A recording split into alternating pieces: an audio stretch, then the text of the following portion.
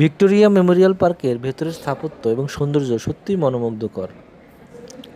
কারণ এখানে যখন আপনি যাবেন, বাহিরের স্থাপনা এবং ভেতরের স্থাপনা দুইটা কিন্তু দুই রকমের।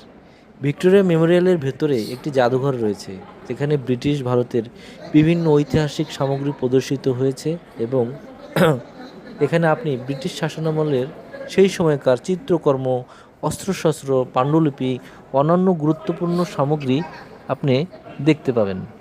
এবং এর ভেতরের এই যে এখন যেটা দেখছেন, অর্থাৎ আজ থেকে 100 থেকে 150 বছর আগে ওই সময়ে যুদ্ধকালীন সময়ে আত্মরক্ষাতে যেই অস্ত্রগুলো ব্যবহার করা হতো, এগুলো হচ্ছে সেই অস্ত্র। এগুলো দেখলে প্রাণ জুড়িয়ে যায়।